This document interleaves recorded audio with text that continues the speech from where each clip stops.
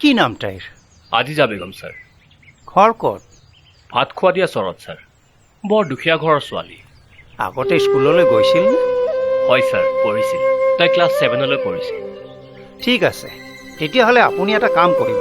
তাইৰ যদি birth certificate আছে তেন্তে তাইৰ বাৰ্থ চাৰ্টিফিকেটখন অথবা তাই যিখন স্কুলত পঢ়িছিলে সেই স্কুলৰ পৰা এখন ট্ৰেন্সফাৰ চাৰ্টিফিকেট আনি মোক দিবচোন। হ'ব ছাৰ, মই যিমান সোনকালে পাৰোঁ তাইৰ বাৰ্থ চাৰ্টিফিকেটখন যোগাৰ কৰি মই তাইক আপোনাৰ স্কুললৈ লৈ আহিম। ঠিক আছে, এতিয়া আহিছোঁ ছাৰ। হ'ব, ঠিক আছে। Thank U.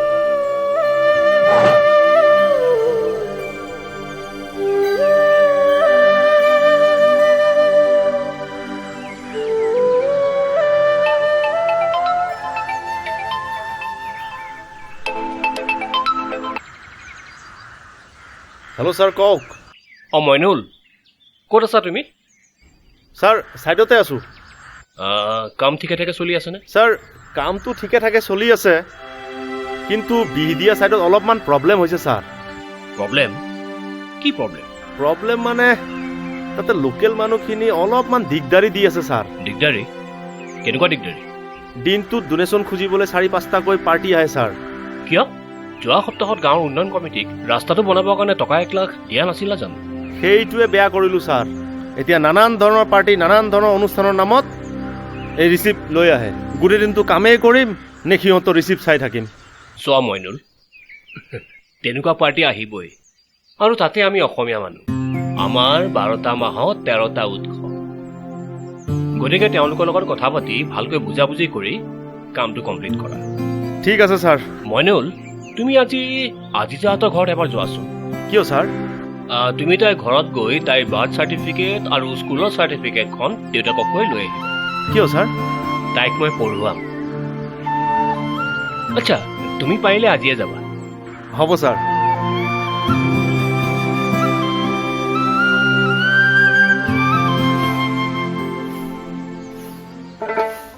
সুখজান,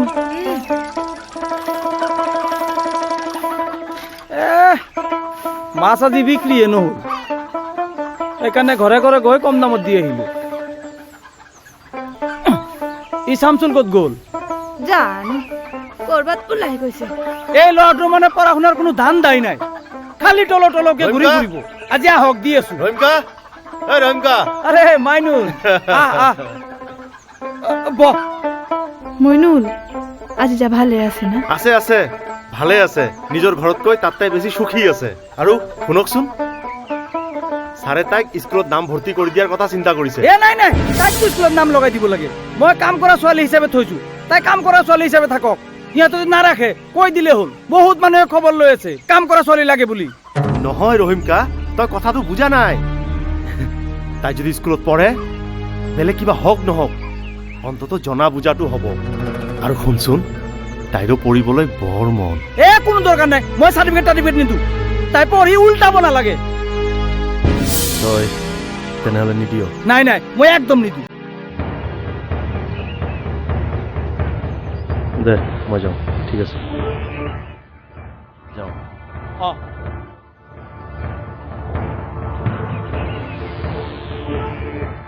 ঐ মাইনুল, অহা মাহৰ পইচাটো টাইমত দি যাবি দেই। হ'ব।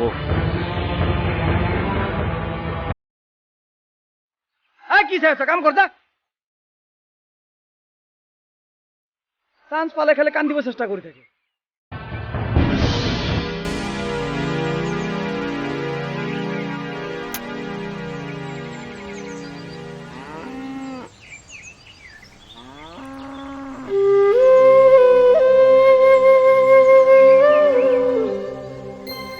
Hello' sir. অঁ মইনুল, কোৱা। ছাৰ, আজি যাৰ আব্বাই বাৰ্থ চাৰ্টিফিকেটখন কোনো পধ্যেই নিদিয়ে। হয় নেকি? হয় ছাৰ, মই বহুত বুজালোঁ, তেওঁ সন্মত নহ'ল ছাৰ। আচ্ছা মইনুল, তুমি এটা কাম কৰা। কি কাম ছাৰ? তুমি আজি যাই পঢ়া স্কুলখনলৈ যোৱা আৰু তাত গৈ তুমি তাৰ হেডমাষ্টাৰক লগ কৰা আৰু তুমি তেওঁক ৰিকুৱেষ্ট কৰা আজি যা স্কুল চাৰ্টিফিকেটখন যেন তোমাক দি দিয়ে। ঠিক আছে ছাৰ। প্লিজ ইমিডিয়েটলি আজিয়ে যোৱা। হা? হ'ব।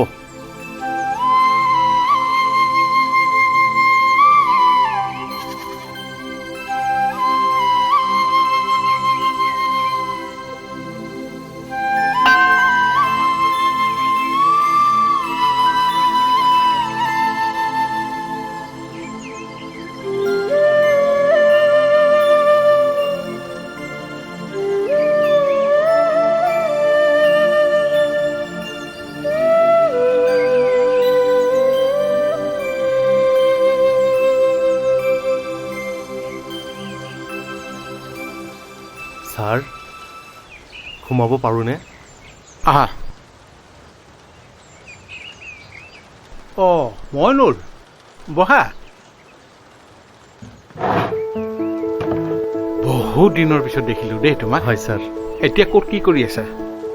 ছাৰ মই এতিয়া গুৱাহাটীত ঠিকাদাৰ এজনৰ লগত কাম কৰি আছোঁ ছাৰ। হয় নেকি? হয় ছাৰ, তেখেতে মোক বহুত বিশ্বাস কৰে ছাৰ। বিশ্বাস ৰাখিবা, বিশ্বাস ৰাখি কাম কৰিলে মানুহ কেতিয়াও বিপদত নপৰে। অসমীয়াত কথা এটা আছে নহয়, বিশ্বাসেই মিলয় হৰি। হয় ছাৰ, মই এইখন স্কুলতে পঢ়ি যোৱা ছাৰ। আপোনালোকৰ দৰে শিক্ষাগুৰুৰ পৰা যি শিকিছোঁ সেই আদৰ্শৰে মই চলি যাব পাৰিম ছাৰ। তোমাৰ ওপৰত মোৰ বিশ্বাস আছে। আগুৱাই যোৱা, ভাল মানুহ হোৱা।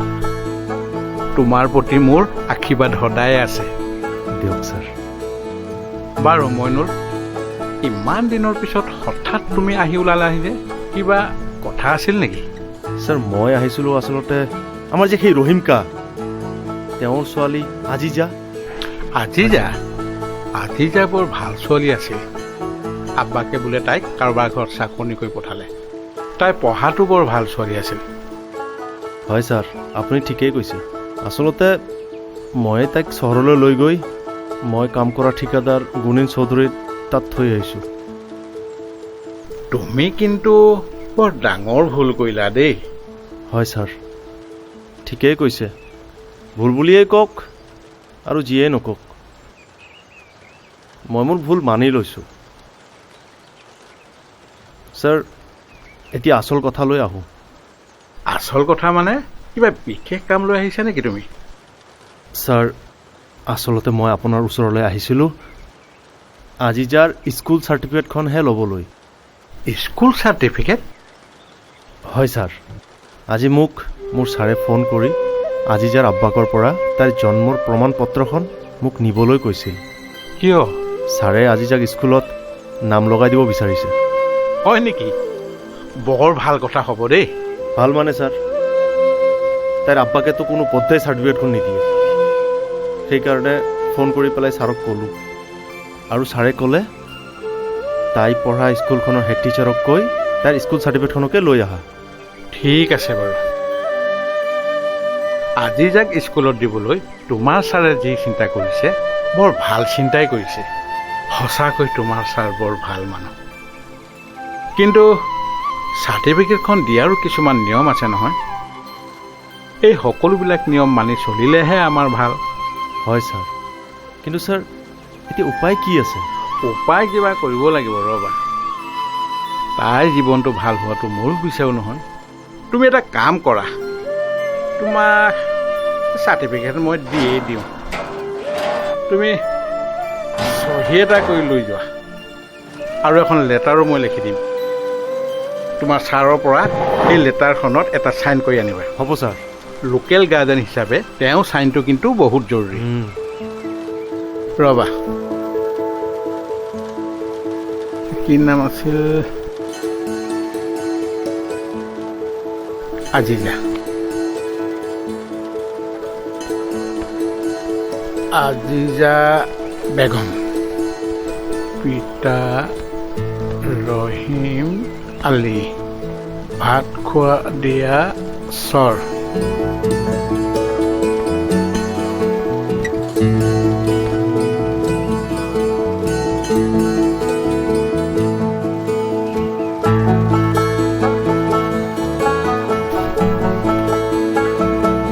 লোৱা।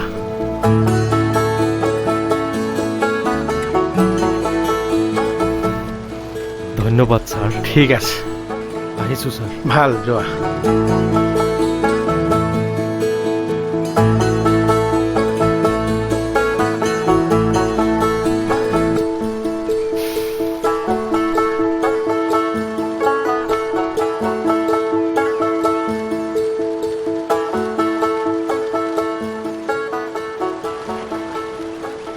মা আজি যাবা কলৈ গ'ল দেখাইচোন নাই। অঁ, দেউতাৰাই তাইক আজি স্কুলত নামভৰ্তি কৰাবলৈ লৈ গৈছে। ইয়ে, আমাৰ আজি যাবা স্কুলত যাব, কিমান ভাল লাগিব ন মা। অঁ, যোৱা তুমি ভিতৰলৈ যোৱা।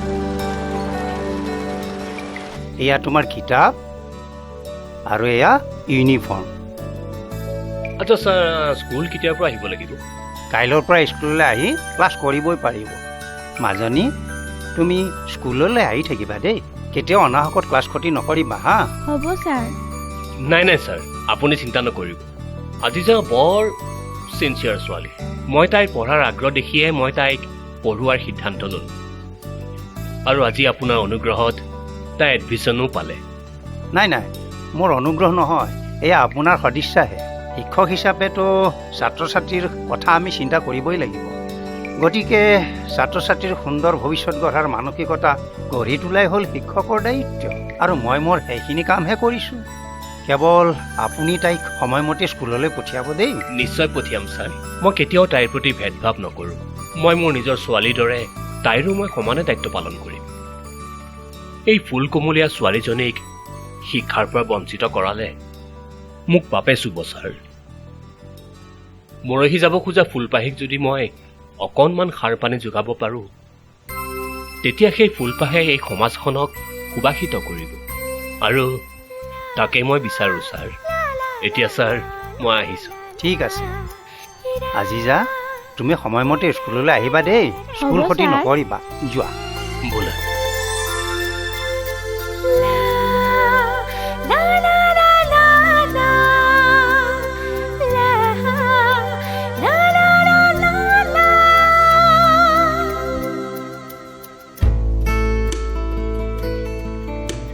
বাই বাই মা এনেকৈয়ে আৰম্ভ হ'ল আজি যাৰ অন্য এক যাত্ৰা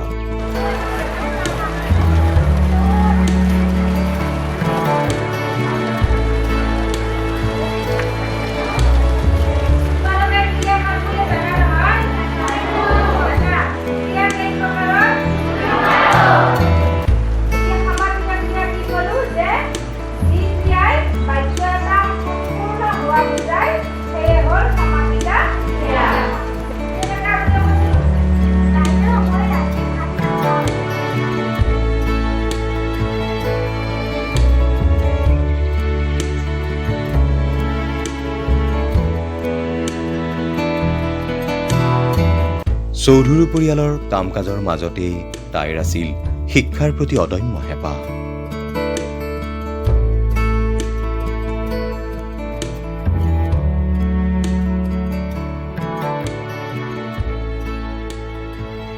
আজি যা তো তাত পৰকৈ মই তাক খুৱাই দিম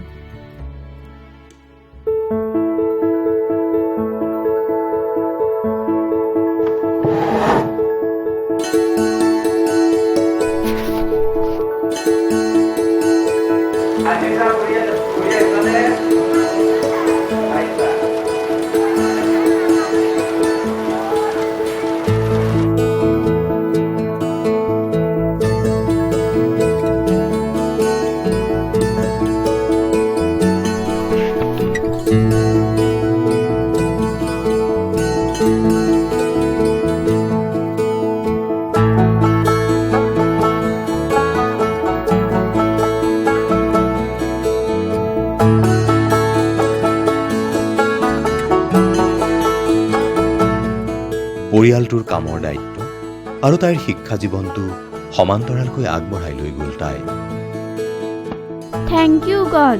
Thank you for the words so sweet. Thank you for the food we eat. Thank you for the birds that sing. Thank you, God, for everything.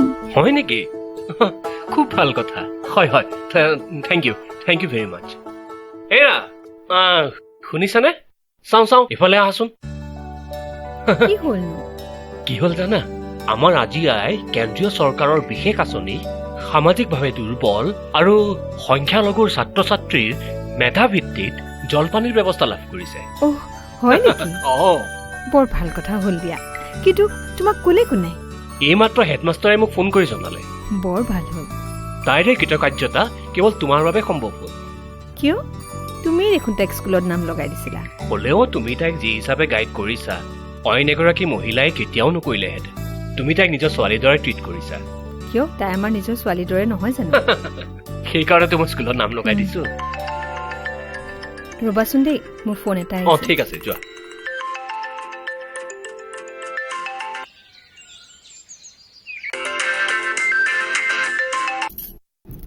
অঁ ডিম্পী ক ভালে আছনে তই আছো দে আৰু ঐ তই এটা কথা গম পাইছনে নাই কি কি কথা আমাৰ যে গোস্বামী ছাৰ অঁ পুলিচে এৰেষ্ট কৰিলে নহয় এতিয়াও থানাতেই আছে কিন্তু কিয় কি কাৰণত শিশু শ্ৰমিক নিয়োগ কৰাৰ বাবে কোনোবাই লগাই দিছে বোলে পুলিচে আহি তেওঁৰ চেম্বাৰতে তেওঁক হাতে লোটে ধৰিলে কি আমি কিবাকেহে বাচিলো যোৱা সপ্তাহত মোৰ ঘৰত কাম কৰা ছোৱালীজনীক মাক বাপেক আহি ঘৰলৈ নিলে হয় নেকি অঁ অকল গোস্বামী ছাৰকে নহয় আমাৰ বাইলেনত থকা কেইবাটাও পৰিয়ালক পুলিচে এৰেষ্ট কৰিছে তয়ো তোৰ ঘৰত কাম কৰা ছোৱালীজনীক কেইদিনমানৰ কাৰণে ঘৰলৈ পঠিয়াই দে নহ'লে কিন্তু বৰ বেয়াকৈ ফচি যাবি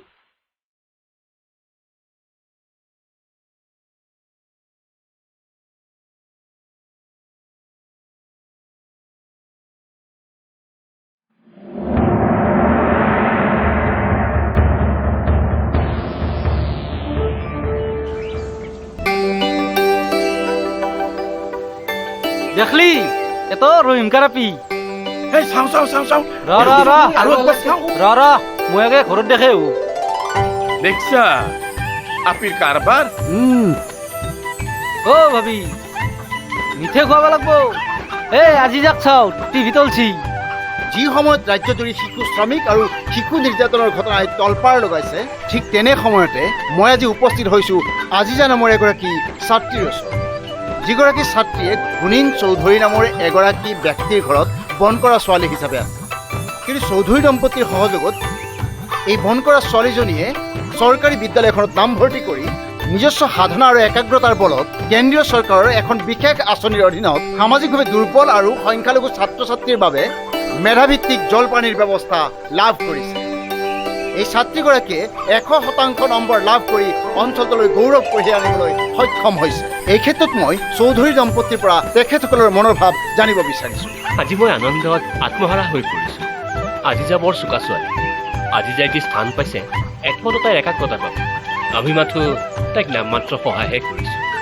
হয় এই ক্ষেত্ৰত আপুনি কি ক'ব আজি যাৰ আজি এই কৃতকাৰ্যতাত মই খুবেই আনন্দিত খুব ভাল লাগিছে মোৰ তাইৰ চিন্তাধাৰাবোৰ অকণমান উচ্চমানৰ হয় আৰু তাই যিটো কাম কৰিম বুলি ভাবে তাই একাগ্ৰতাৰে অকণো অৱহেলা নকৰাকৈ সকলো কাম কৰে এই ক্ষেত্ৰত মই আৰু এটা কথা ক'ব বিচাৰিছোঁ আজিৰ যুগত ল'ৰা বা ছোৱালীৰ কোনো পাৰ্থক্য নাই গতিকে এজন ল'ৰাই উচ্চ শিক্ষাৰে যি কাম কৰিব পাৰে ঠিক একেদৰে একে শিক্ষাৰে সেই কাম ছোৱালী এজনীও কৰিব পাৰে সেইবাবে শিক্ষাৰ ক্ষেত্ৰত ল'ৰা আৰু ছোৱালীৰ মাজত ব্যৱধানৰ অৱকাশ ঘটাই সমাজখন কলুষিত নকৰে হয় আমি এতিয়া চৌধুৰী দম্পতীৰ মনৰ ভাৱ জানিব পাৰিলোঁ এতিয়া আজিজাৰ পৰা আমি জানিব বিচাৰিম যিগৰাকী আজি যায় চোৰৰ ঘৰৰ পৰা আহি ইমান এটা সুন্দৰ পৰিৱেশত কৃতকাৰ্যতা লাভ কৰিছে তেওঁৰ পৰা আমি জানিব বিচাৰিম বাৰু আজিজা তুমি পুনৰ চোৰৰ ঘৰলৈ উভতি যাবা নেকি নাযাওঁ মই কেতিয়াও নাযাওঁ যদি ছাৰ বাইদেউ মোক খেদি নপঠায় মই কেতিয়াও নাযাওঁ ইয়াত মই নিজৰ ঘৰৰ দৰে থাকিম যদি তোমাৰ ঘৰখনে বিচাৰে তেতিয়া নাই নাই মই নাযাওঁ যিখন ঘৰে পঢ়াৰ কাৰণে মোৰ অলপো চিন্তা নকৰিলে সেইখন ঘৰত গৈ মই কি কৰিম মই ইয়াতে থাকিম হয় অত্যন্ত এটা গুৰুত্বপূৰ্ণ কথা কৈছে যে তেওঁ প্ৰকৃত ঘৰখনে বিচাৰিলেও তেওঁ কেতিয়াও নাযায় কাৰণ এইখন ঘৰতে তেওঁ থাকিব বিচাৰে আৰু এইগৰাকী গুণীন চৌধুৰী যিগৰাকী গুণীন চৌধুৰীয়ে এই ছোৱালীজনীক নিজৰ ছোৱালীৰ দৰে ৰাখি পঢ়া শুনা কৰাইছে আৰু ইয়াৰ উপৰিও যিটো সময়ত সমগ্ৰ অসমত শিশু শ্ৰমিক শিশু নিৰ্যাতনৰ ঘটনা চলি আছে যিটো সময়ত চাহ দোকানত শিশুক ব্যৱহাৰ কৰিছে ডেম্পত শিশুক ব্যৱহাৰ কৰিছে তেনে সময়তে গুণীন চৌধুৰীয়ে এটা আদৰ্শ দেখাইছে যে চোৰৰ ঘৰৰ পৰা আনি এইগৰাকী ছোৱালীক তেওঁ পঢ়ুৱা শুনা কৰি ডাঙৰ দীঘল কৰিছে আৰু সুন্দৰভাৱে পঢ়ুৱাইছে আৰু যাৰ বাবে ঐ তই কালিৰ পৰা স্কুল যাব নালাগে কিয় আব্বা কিয় মানে তই পঢ়া শুনা কৰি কি লাভ হ'ব তাতকৈ মন দি ঘৰৰ কাম কাজ শিক ভৱিষ্যতে কামত আহিব ঘৰৰ কাম বন কৰিও দেখোন পঢ়া শুনা কৰিব পাৰি এইবিলাক সব তোৰ পৰা শিকিছে আজি মই ফাইনেল কথা কৈছো তাইৰ স্কুল যোৱা বন্ধ ইয়াৰ পিছত যদি কিবা খেলি মেলি হয় থাপ হৈ দাঁত ভাঙি দিবি মই কৈ দিছো যা ভিতৰত যা তোমাৰ ছোৱালী আজিজা যে তাই কিন্তু পঢ়াত বেছ চোকা চাবা এদিন তাই তোমাৰ নাম উজ্জ্বল কৰিব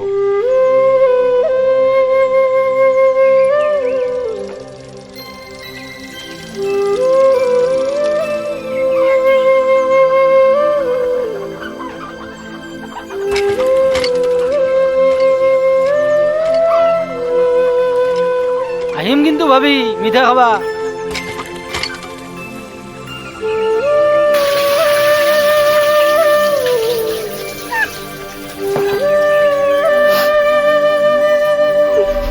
কি হৈছে?